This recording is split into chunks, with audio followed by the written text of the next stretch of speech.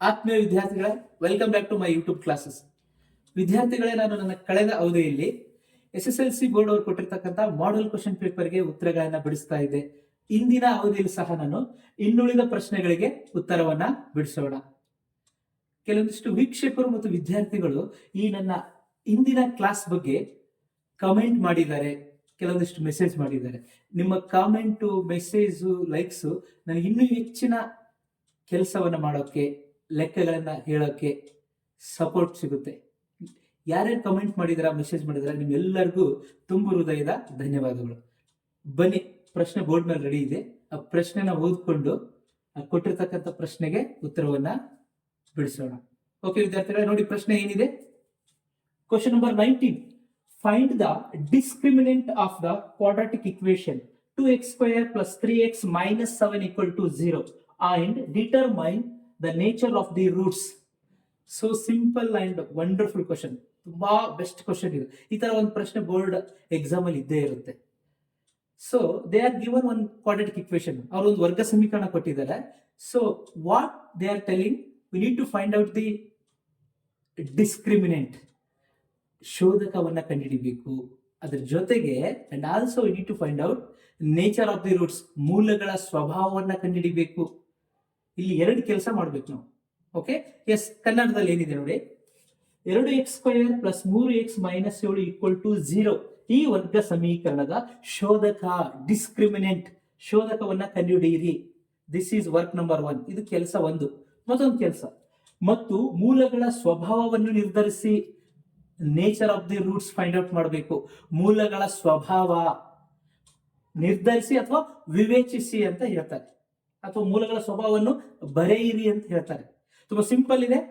ಬನ್ನಿ, ಗಿವನ್ ದತ್ತಾಂಶ, ಡೇಟಾ ಏನ್ ಕೊಟ್ಟಿದ್ದಾರೆ ಬರ್ಕೊಂಡ್ಬಿಟ್ಟು ಫಾರ್ಮುಲಾ ಇಲ್ಲಿ ಅಪ್ಲೈ ಮಾಡಿಬಿಟ್ಟು ಕೊಟ್ಟಿರ್ತಕ್ಕಂಥ ಪ್ರಶ್ನೆಗೆ ಉತ್ತರ ಬಿಡಿಸೋಣ. ನೋಡಿ, ಎಸ್ ಆನ್ಸರ್, ಪರಿಹಾರ. ಎಸ್, ಏನ್ ಕೊಟ್ಟಿದ್ದಾರೆ, ಡೇಟಾ, ದತ್ತಾಂಶ ಬರ್ಕೊಂಡ್ಬಿಡೋಣ. ಓಕೆ, ದತ್ತ ಏನ್ ಕೊಟ್ಟಿದ್ದಾರೆ, ಒಂದು ವರ್ಗ ಸಮೀಕರಣ ಕೊಟ್ಟಿದ್ದಾರೆ. Yes, data is they are given one quadratic equation. The quadratic equation is 2x² plus 3x minus 7 equal to 0. Yes, 2x² plus 3x minus 7 equal to 0. Yes, this is already in the form of ax² plus bx plus c equal to 0. ಇದು ವರ್ಗ ಸಮೀಕರಣದ ಆದರ್ಶ ರೂಪ, standard form ಅಲ್ಲಿ already ready ಇದೆ. ನಾವು ಇದನ್ನ ಏನು disturb ಮಾಡೋದು ಬೇಡ. ಒಂದೊಂದ್ಸಲ ಅವರು ಈ ತರ ರೆಡಿಮೇಡ್ ಕೊಡಲ್ಲ, ಆವಾಗ ನಾವು ರೆಡಿ ಮಾಡ್ಕೋಬೇಕಾಗುತ್ತೆ. ಇವಾಗ no need to do any work. ಈಗ ನಾವು ಏನು ವರ್ಕ್ ಮಾಡೋ ಅವಶ್ಯಕತೆ ಇಲ್ಲ, because this is already readymade standard form of quadratic equation. ಇದು ವರ್ಗ ಸಮೀಕರಣದ ಆದರ್ಶ ರೂಪದಲ್ಲಿದೆ. ಅಂದ್ರೆ ಇದು ax² plus bx plus c equal to 0 ರೂಪದಲ್ಲಿದೆ. So this is readymade equation. Okay, so this is in the form of, this is in the form of, in the form of ax² plus bx plus c equal to 0. ಇದು ax² plus bx plus c equal to 0 ರೂಪದಲ್ಲಿದೆ. S, ಇದು already standard form ಅಲ್ಲಿ ಇದೆ. ಓಕೆನಾ? ಹಾಗಾದ್ರೆ ಇಲ್ಲಿ what is A, what is B, what is C, A value ಎಷ್ಟು, B value ಎಷ್ಟು, ಸಿ ವ್ಯಾಲ್ಯೂ ಎಷ್ಟು ಅಂತ ಬರ್ದ್ಬಿಡೋಣ. ಓಕೆನಾ? ಎಸ್, ಹಿಯರ್, ಇಲ್ಲಿ, here, ಇಲ್ಲಿ, yes, a equal to, yes, a equal to 2, x² ನ ಸಹಗುಣಕ, the coefficient of x² is a, so x² ನ ಸಹಗುಣಕ 2, the coefficient of x is 3, x ನ ಸಹಗುಣಕ 3. ಓಕೆನಾ? ಅದು ಏನಾಗುತ್ತೆ, b ಆಗುತ್ತೆ. ಮತ್ತು ಲಾಸ್ಟ್ ಸಂಖ್ಯೆ, this is c. ಓಕೆನಾ? So c equal to, ಚಿಹ್ನೆ ಸಮೇತ ಬರೀಬೇಕು. You need to write sign also. -7. Okay, A B C value ಬರ್ಕೊಂಡ್ಬಿಟ್ವಿ, ರೆಡಿ ಮಾಡ್ಕೊಂಡ್ವಿ. ಈಗ ಏನ್ ಕಂಡಿಡಿ ಅಂತ ಹೇಳಿದರೆ, ಎಸ್, ಡಿಸ್ಕ್ರಿಮಿನೆಂಟ್. ಓಕೆ, ಕನ್ನಡದಲ್ಲಿ ಮೂಲಗಳ ಶೋಧಕ. ಆ ಶೋಧಕ ಕಂಡುಹಿಡಿಬೇಕಂದ್ರೆ ವಿ ಹ್ಯಾವ್ ಒನ್ ಫಾರ್ಮುಲಾ. ನಮ್ಮ ಹತ್ರ ಒಂದು ಫಾರ್ಮುಲಾ, ಸೂತ್ರ ಇದೆ. ಓಕೆ, ಡಿಸ್ಕ್ರಿಮಿನೆಂಟ್ ಕಂಡುಹಿಡಿಯಕ್ಕೆ ಒಂದು ಸೂತ್ರ ಇದೆ. ಏನಂತ ಹೇಳಿದ್ರೆ, delta equal to B square minus 4ac, B square minus 4ac. This is very very important formula. Okay, yes. ಈಗ ಡೆಲ್ಟಾ ಹೇಗಿದೆಯೋ ಹಾಗೆ ಬರೆಯೋಣ. ಬಿ ಸ್ಕ್ವಯರ್, ಬಿ ಅಂದ್ರೆ ಎಷ್ಟು ರೆಡಿ ಇದೆ? ಬಿ ಅಂತಂದ್ರೆ ಎಕ್ಸ್ ನ ಸಹಗುಣಕ, ಕೋಎಫಿಷಿಯಂಟ್ ಆಫ್ ಎಕ್ಸ್ ಎಷ್ಟಿದೆ? 3 ಇದೆ. ಓಕೆ, ರೆಡಿ ಇಟ್ಕೊಂಡಿದ್ದೀವಿ ನೋಡಿ. ಬಿ ಅಂದ್ರೆ 3. ಸೊ 3 ಮೇಲ್ಗಡೆ ಸ್ಕ್ವೇರ್ ಇದೆ, ಸ್ಕ್ವೇರ್ 3. Okay, 3 square. ಮೈನಸ್ ಇದೆ, minus. So 4 is there, 4 into a into c. So a means 2. a ಅಂದ್ರೆ ಎಷ್ಟು? 2. Okay, 4 into 2 into c. c is minus 7. Okay, yeah. Next delta equal to 3 square means 3 into 3. 3 3s are 9. 3 square ಅಂದ್ರೆ 3 3 9. Okay, yes. Next minus ಇದೆ, minus ಬರ್ಕೊಳ್ಳೋಣ. ಅದಕ್ಕಿಂತ ಮುಂಚೆ ಇಲ್ಲೊಂದು minus ಇದೆ, ಇಲ್ಲೊಂದು ಮೈನಸ್ ಇದೆ.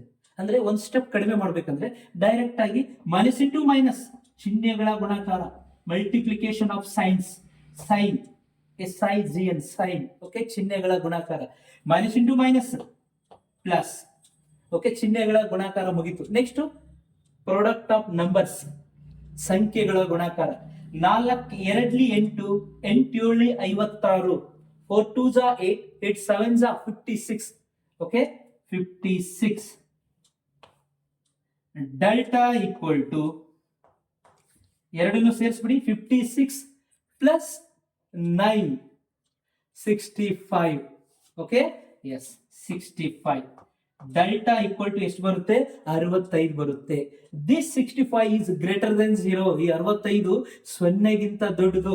65 is greater than 0. Okay, therefore yes, the roots are real and distinct. Okay, ಅವ್ರು ಏನ್ ಹೇಳಿದ್ದಾರೆ? find the discriminant. So discriminant ಶೋಧಕ ಎಷ್ಟು? 65 ಬರುತ್ತೆ. ಶೋಧಕ ಎಷ್ಟು ಬರುತ್ತೆ? 65. therefore ಡೆಲ್ಟಾ ಶೋಧಕ 65 ಬರುತ್ತೆ. ಈ 65 ಅನ್ನೋದು 0ಗಿಂತ ದೊಡ್ಡದು. So 65 is greater than 0. So ಹಾಗಾಗಿ ಒಂದು ಲೈನ್ ಬರಿಬೇಕು ನಾವು. ಏನದು? ಸ್ವಭಾವ, nature of the roots. So what is the nature of the root? Roots are real and distinct. ಮೂಲಗಳು ವಾಸ್ತವ ಮತ್ತು ವಿಭಿನ್ನ. Yes, roots are, next line ಮುಂದೆ ಬರಿತೀನಿ. Roots are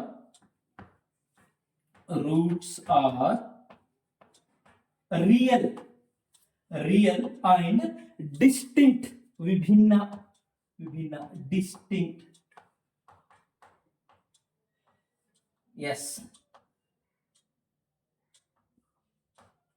ಕನ್ನಡದಲ್ಲಿ ಮೂಲಗಳು ವಾಸ್ತವ ಮತ್ತು ಭಿನ್ನವಾಗಿರ್ತವೆ. ಮೂಲಗಳು ವಾಸ್ತವ ಮತ್ತು ಭಿನ್ನ ಅಥವಾ ವಿಭಿನ್ನ.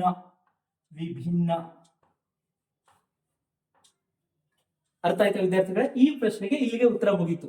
ಈಗ ಸ್ವಲ್ಪ ಜನ ವಿದ್ಯಾರ್ಥಿಗಳು ಹೇಳ್ತಾರೆ, ಸರ್ ಇದೇ ಪ್ರಶ್ನೆ ಈಕ್ವೇಶನ್ ಬೇರೆ ಕೊಟ್ಬಿಟ್ರೆ, ಅಥವಾ if delta equal to less than 0 or delta equal to 0, ಒಂದು ವೇಳೆ ನಮ್ಗೆ ಡೆಲ್ಟಾ ಬೆಲೆ 0 ಬಂದ್ರೆ ಅಥವಾ ಲೆಸ್ ದೆನ್ 0 ಬಂದ್ರೆ ಅವಾಗ ಏನ್ ಬರಿಬೇಕು ಸರ್ ಅಂತ ಸ್ವಲ್ಪ ಜನ ವಿದ್ಯಾರ್ಥಿಗಳು ಪ್ರಶ್ನೆ ಕೇಳ್ತಾ ಇರ್ತಾರೆ ಮನಸ್ಸಲ್ಲೇ.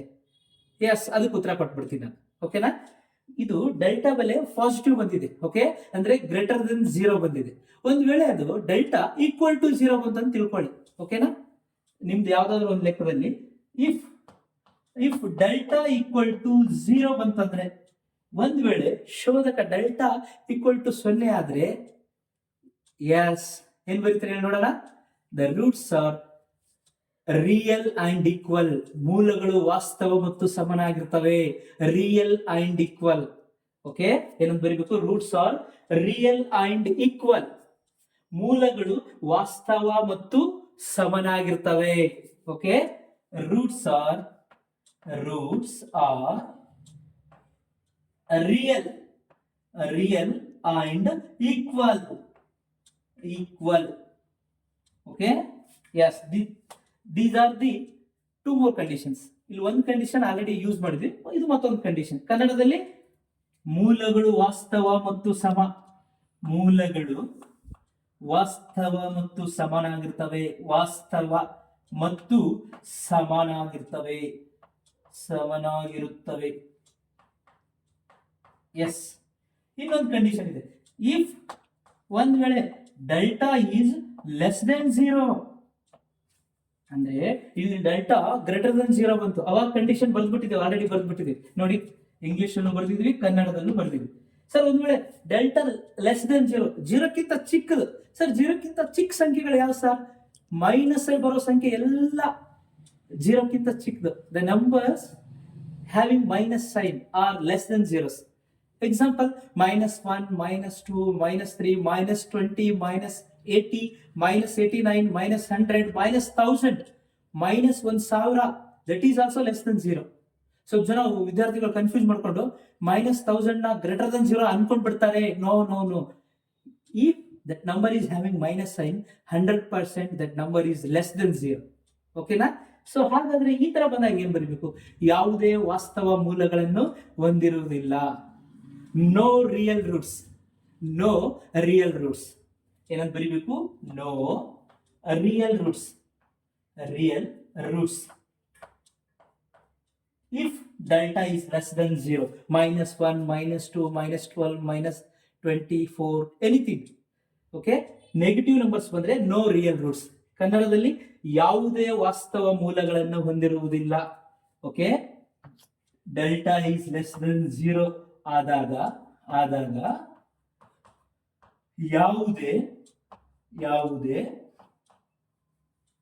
ವಾಸ್ತವ ಮೂಲಗಳನ್ನು ಹೊಂದಿರುವುದಿಲ್ಲ. ಯಾವುದೇ ವಾಸ್ತವ ಮೂಲಗಳನ್ನು ಹೊಂದಿಲ್ಲ. ಅಥವಾ ಇದಕ್ಕೆ ರೂಟ್ಸ್ ಆರ್ ಇಮ್ಯಾಜಿನರಿ ಅಂತ ಕರಿಬಹುದು. ಅಥವಾ ಏನಂತ ಕರಿಬಹುದು? Roots are imaginary. ಅಂದ್ರೆ ಮೂಲಗಳು ಸಮ್ಮಿಶ್ರವಾಗಿವೆ, ಋಣಾತ್ಮಕವಾಗಿವೆ. ಅರ್ಥ ಆಯ್ತಲ್ವಾ? ಎಸ್ ವಿದ್ಯಾರ್ಥಿಗಳು, ಈ ರೀತಿಯಾಗಿ ನಾವು ಕೊಟ್ಟಿರ್ತಕ್ಕಂಥ ಪ್ರಶ್ನೆಗೆ ಉತ್ತರವನ್ನ ಬಿಡಿಸ್ತೀವಿ. ಈಗ ನಾವು ಮತ್ತೊಂದು ಮುಖ್ಯವಾದ ಬೋರ್ಡ್ ಎಕ್ಸಾಮ್ ಅವ್ರು ಕೊಟ್ಟಿರ್ತಕ್ಕಂಥ ಪ್ರಶ್ನೆಗೆ ಉತ್ತರವನ್ನ ಬಿಡಿಸೋಣ. ಎಸ್ ವಿದ್ಯಾರ್ಥಿಗಳೇ, ಪ್ರಶ್ನೆ ಬೋರ್ಡ್ ಮೇಲೆ ರೆಡಿ ಇದೆ. ಬನ್ನಿ ಪ್ರಶ್ನೆನ ಓದ್ಕೊಂಡು ಕೊಟ್ಟಿರ್ತಕ್ಕಂಥ ಪ್ರಶ್ನೆಗೆ ಉತ್ತರವನ್ನ ಬಿಡಿಸೋಣ. See the question. Yes, express the quadratic equation 2x plus 3 into x equal to x square plus 1 in the standard form. Very simple. ಕನ್ನಡದಲ್ಲಿ 2x plus 3 into x equal to x square plus 1 ಈ ವರ್ಗ ಸಮೀಕರಣವನ್ನು ಆದರ್ಶ ರೂಪದಲ್ಲಿ ವ್ಯಕ್ತಪಡಿಸಿ ಅಥವಾ ಬರೆಯಿರಿ. Yes, they are given one equation. We need to show that yes, that equation should be in standard form. Means it should be in ax square plus bx plus c equal to 0. ಅವರೊಂದು ಸಮೀಕರಣ ಕೊಟ್ಟಿದ್ದಾರೆ, ಅದನ್ನು ನಾವು ವರ್ಗ ಸಮೀಕರಣ ರೂಪದಲ್ಲಿ ವ್ಯಕ್ತಪಡಿಸಬೇಕು. ಅಂದ್ರೆ ಅದು ನೋಡಕ್ ಹೇಗೆ ಕಾಣಬೇಕು? ax square plus bx plus c equal to 0 ರೂಪದಲ್ಲಿ ಕಾಣಬೇಕು. It's very very simple. Come will solve this particular question. Okay, ಈ ಪ್ರಶ್ನೆ ಉತ್ತರ ಬಿಡಿಸೋಣ. ನೋಡಿ ಹಾಗಾದ್ರೆ ಏನ್ ಕೊಟ್ಟಿದ್ರು ಅವರು? ಗಿವನ್ ದತ್ತಾಂಶ ಬರ್ಕೊಳ್ಳೋಣ. Yes, given. It's very simple. ದತ್ತ ಏನ್ ಕೊಟ್ಟಿದ್ದಾರೆ ನೋಡಿ ಅವರು? Yes, 2x plus 3 into x equal to x square plus 1. Okay, 2x plus 3 into x equal to x square plus 1. Very simple. ಈ ತರ ಕೊಟ್ಟಾಗ ಏನ್ ಮಾಡ್ಬೇಕು? Need to do product multiplication, ಗುಣಿಸ್ಬೇಕು. ನೋಡಿ ಎರಡನ್ನ ಗುಣಿಸ್ಬಿಡಿ. Yes, 2x into x 2x square. Okay, x ಹಿಂದ್ಗಡೆ ಏನಿಲ್ಲ, means the coefficient of x is 1. 2 1s are 2. x into x, x square. So 2x square. Okay, next one, plus into plus, 3 into x, 3x. Okay, yes, very simple. 2x into x, 2x square, plus into plus, 3 into x, 3x. Next, see, this is x square. Take x square left side, it becomes minus x square. This is plus 1. Take left side, it becomes minus 1. Right side nothing, ಬಲಗಡೆ ಏನು ಉಳಿಯಲ್ಲ. Nothing means 0. ಇವೆರಡು ಪದಗಳನ್ನ right side ಅಲ್ಲಿ ಇರೋದು left ಅಲ್ಲಿ ತಗೊಂಡ್ಬಂದಾಗ, ಬಲಭಾಗದಲ್ಲಿ ಇರೋದನ್ನ ಎಡಭಾಗದಲ್ಲಿ ತಂದಾಗ ಬಲಭಾಗದಲ್ಲಿ ಏನು ಉಳಿಯಲ್ಲ. ಏನು ಉಳಿಯಲ್ಲ ಅಂದ್ರೆ 0. ಓಕೆನಾ? ನೋಡಿ, ಪ್ಲಸ್ ಎಕ್ಸ್ ಸ್ಕ್ವೇರ್ ಇದ್ದಿದ್ದು ಈ ಕಡೆ ಬಂದ್ರೆ ಮೈನಸ್ ಎಕ್ಸ್ ಸ್ಕ್ವೇರ್, ಪ್ಲಸ್ 1 ಇದ್ದಿದ್ದು ಈ ಕಡೆ ಬಂದ್ರೆ -1. ನೆಕ್ಸ್ಟ್, ಇವಾಗ ಇಲ್ಲಿ 2x ಸ್ಕ್ವೇರ್ ಇದೆ, ಇಲ್ಲಿ x ಸ್ಕ್ವೇರ್ ಇದೆ. ಓಕೆ, ಯಾ, ಲೈಕ್ ಟರ್ಮ್ಸ್, ಸಜಾತಿ ಪದಗಳು. ಓಕೆ, 2x ಸ್ಕ್ವೇರ್ ನೋಡಿ, ಇಲ್ಲಿ ಪ್ಲಸ್ ಇದೆ ಮೈನಸ್ ಇದೆ, ಪ್ಲಸ್ ಮೈನಸ್ ಇದ್ದಾಗ ಕಳಿಬೇಕು. we need to subtract here. we have plus and minus. so 2x square ಅಲ್ಲಿ ಒಂದು x ಸ್ಕ್ವೇರ್ ಕಳೆದ್ರೆ ಒಂದೇ x ಸ್ಕ್ವೇರ್ ಉಳಿಯುತ್ತೆ. ಇಲ್ಲಿ x ಅನ್ನೋದು ಓನ್ಲಿ ಒನ್ ಟರ್ಮ್, x ಅನ್ನೋದು 3x ಅನ್ನೋದು ಒಂದೇ ಪದ ಇದೆ, ಮತ್ತೊಂದು x ಪದ ಇಲ್ಲ. So keep that as it is.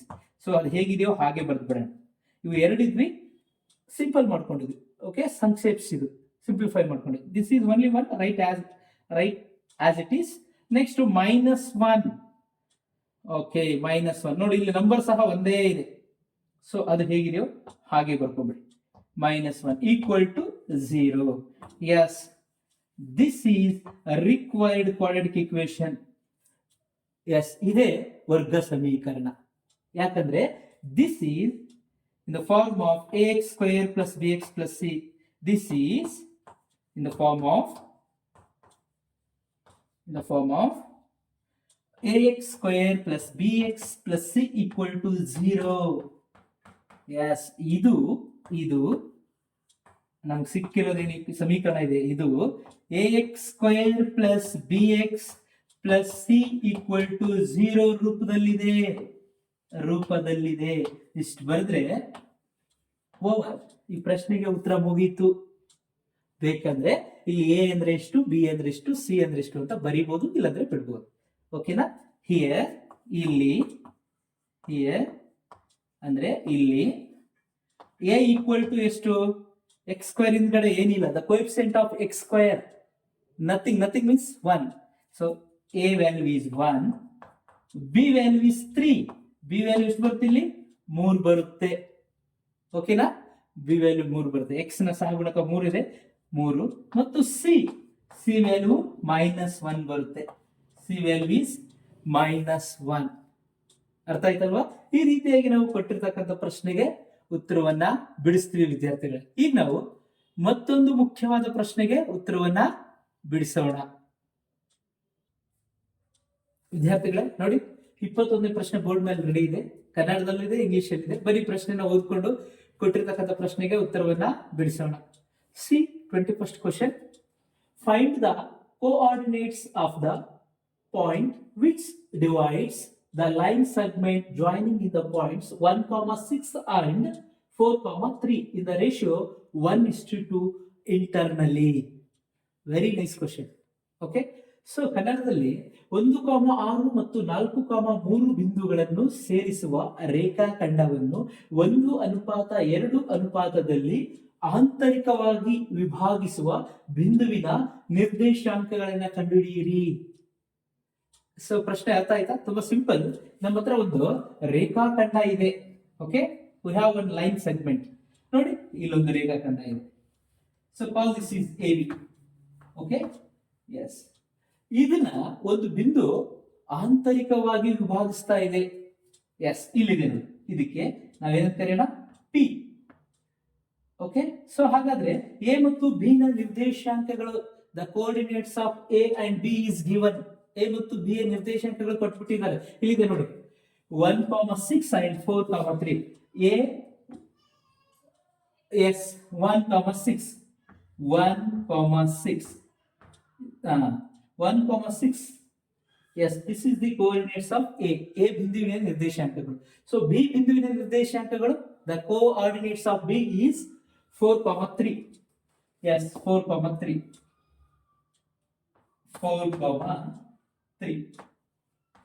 Okay? Yes. ಈಗ ಇದನ್ನ ಒಂದು ಬಿಂದು P ಅನ್ನೋದು ಏನ್ ಮಾಡ್ತಾ ಇದೆ, ಆಂತರಿಕವಾಗಿ ವಿಭಾಗಿಸ್ತಾ ಇದೆ.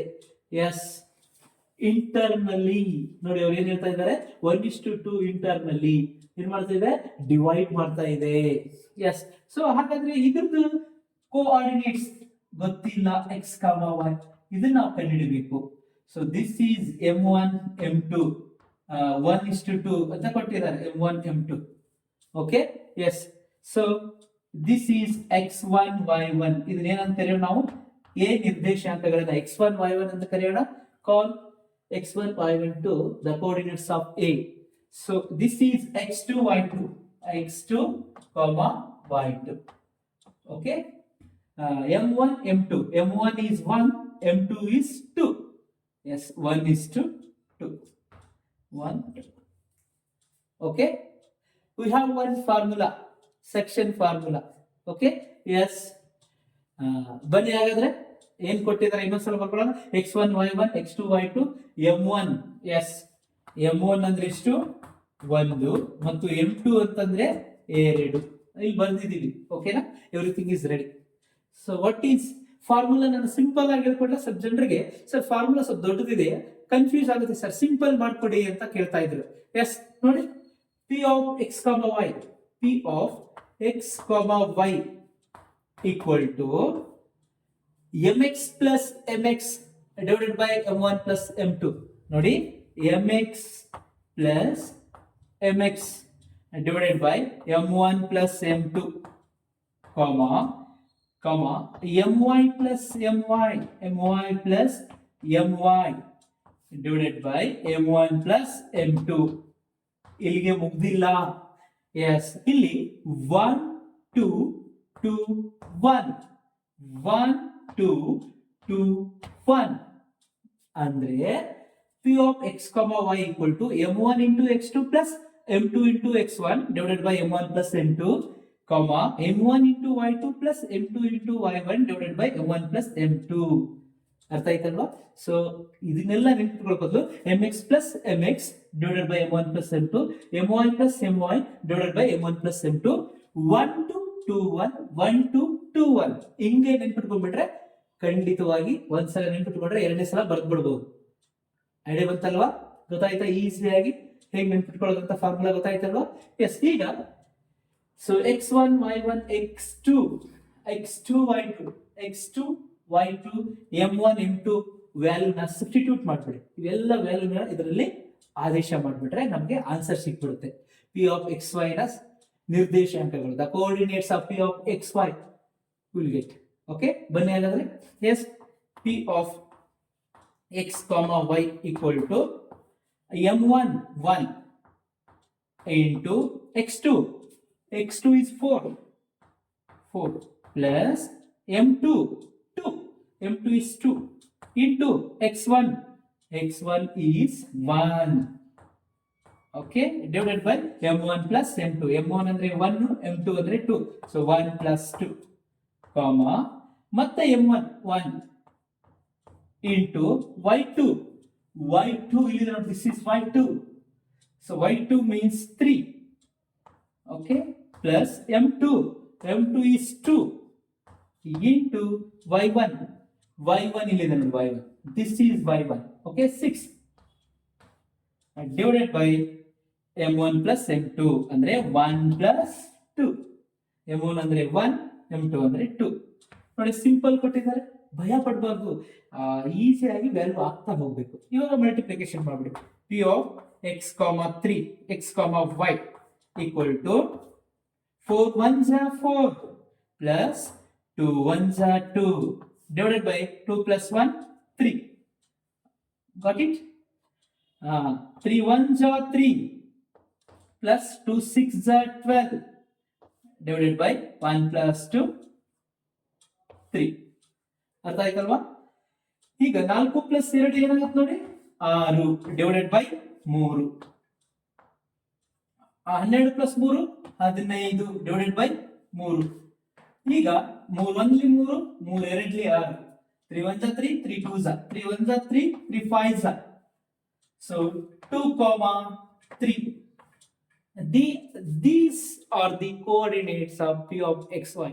ಈ 2 ಮತ್ತು 3 ಅನ್ನೋದು p of xy ನ ಸಹಗುಣಕಗಳು.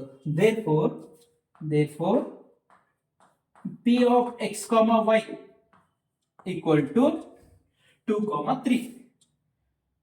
2, 3. ಐಡಿಯಾ ಬಂತಲ್ವಾ? ಸ್ವಲ್ಪ ಫಾಸ್ಟ್ ಹೇಳಿದೆ ಅಲ್ವಾ?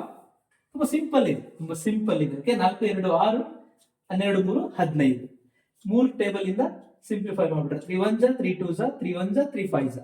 ಸೊ 2 5 2 5 ಬರುತ್ತೆ. 5 ಅವಸರ ಮಾಡಬಾರ್ದು ನೋಡಿ. 3 1 ಜಾ 3 5 ಜಾ. ಎಸ್ 2 5 ನೋಡಿ, ಅವಸರ ಮಾಡಿದ್ರೆ ಇಲ್ಲಿ ಬಂದಿದೆ 3 1 ಜಾ 3 5 ಜಾ 15. ಓಕೆ, ನಾವು ಬರಿಬೇಕಾದ್ರೆ 3 ಬರ್ದ್ಬಿಟ್ಟು ಅವಸರ ಮಾಡಬಾರ್ದು. Okay, 5 2 5. So p of x, y equal to 2, 5. ಹಾಗಾದ್ರೆ p ನ ನಿರ್ದೇಶಾಂಕಗಳು, ಇದರ ನಿರ್ದೇಶಾಂಕಗಳು ಏನ್ ಬರ್ತವೆ? 2, 5 2, 5 ಬರ್ತಾರೆ. Okay, therefore last. ಓಕೆ, ಇದೇ ಲೈನ್ ಇಲ್ಲಿ ಬರ್ದ್ಬಿಟ್ಟಿದ್ದೀನಿ.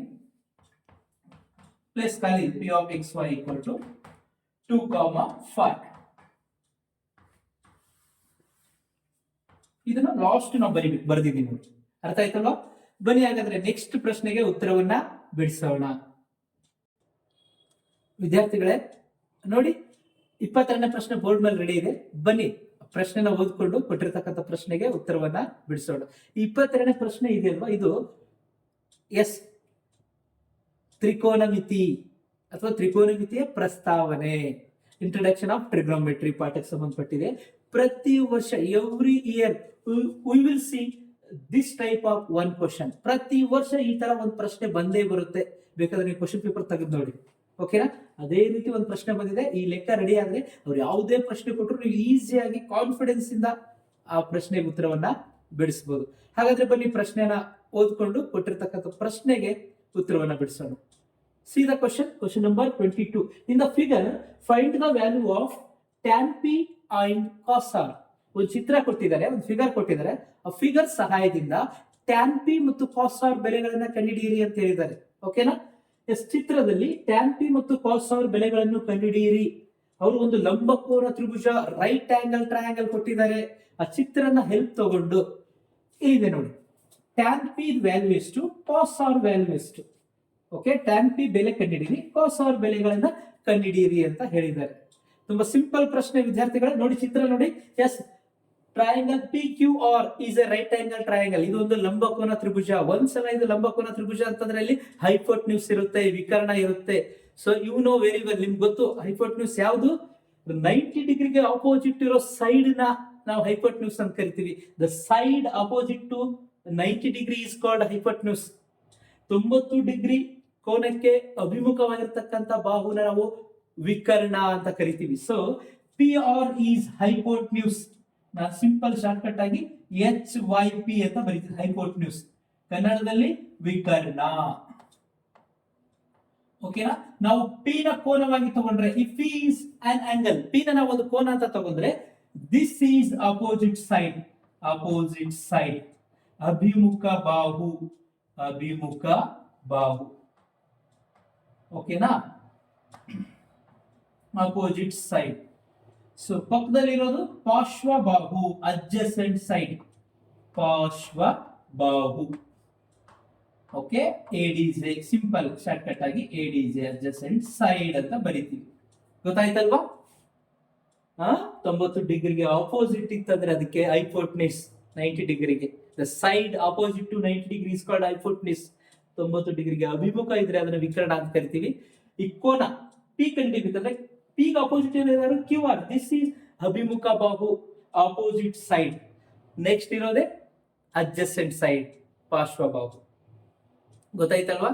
ಎಸ್. ಈಗ ಈ ಟ್ಯಾನ್ ಕಂಡುಹಿಡಿ ಅಂತ ಆದ್ರೂ ಕೇಳಬಹುದು, ಕಾಸ್ ಆರ್ ಕೇಳಬಹುದು, ಸೈನ್ ಆರ್ ಸೈನ್ ಥೀಟಾ ಕೇಳಬಹುದು. ಸೊ ಒಂದು ಫಾರ್ಮುಲಾ ಇದೆ ಸಿಂಪಲ್. ಓಕೆ, ಸೊಕಾಟೋವಾ. ಓಕೆ, ನೋಡಿ ಇದು. ಎಸ್, ಸೊ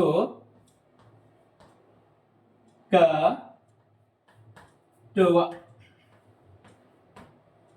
ಅಂದ್ರೆ ಸೈನ್ ಥೀಟಾ ಅಂದ್ರೆ opposite side divided by hypotenuse, adjacent side divided by hypotenuse, opposite side divided by adjacent side. ಕನ್ನಡದಲ್ಲಿ ಅವಿ ಪವಿ ಅಪ್ಪ.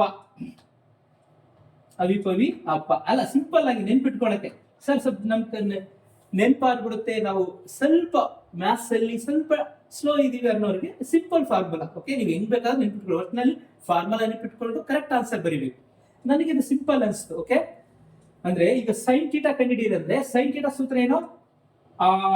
Opposite side divided by hypotenuse, ಅಂದ್ರೆ ಅಭಿಮುಖ ಬಾಹು ಬೈ ವಿಕರ್ಣ. ನೋಡಿ, ಅಂದ್ರೆ ಅಭಿಮುಖ ಬಾಹು, ವಿ ಅಂದ್ರೆ ವಿಕರ್ಣ. ಏನಾಗ್ಬಿಡುತ್ತೆ ಅದು?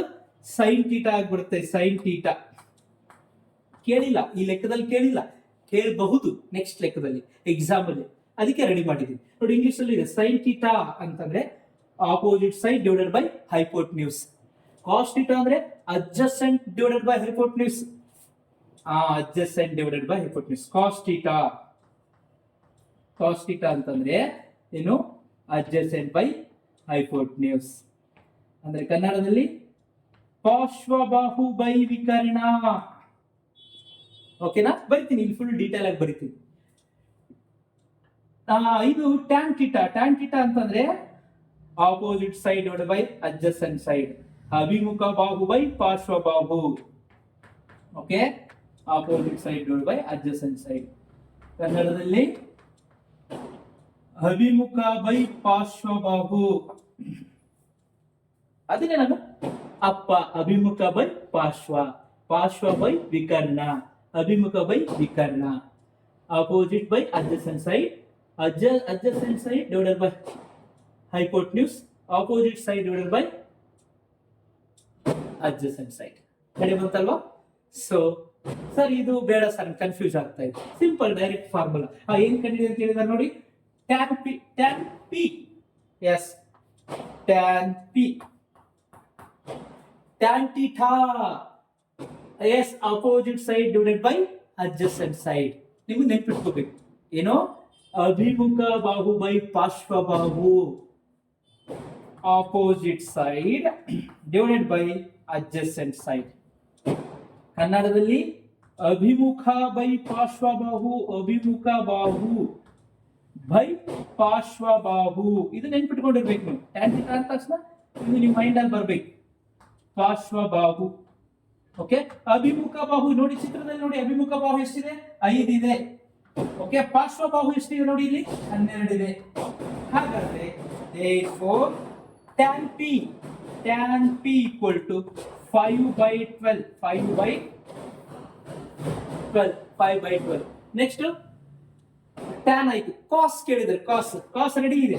ಓಕೆ, cos r ಫಾರ್ಮುಲಾ ಏನು? ಎಸ್, adjacent by hypotenuse, ಪಾರ್ಶ್ವಬಾಹು ಬೈ ವಿಕರ್ಣ, adjacent by hypotenuse. ಅಂದ್ರೆ adjacent ಅಂದ್ರೆ ಪಾರ್ಶ್ವಬಾಹು ಬೈ ವಿಕರ್ಣ.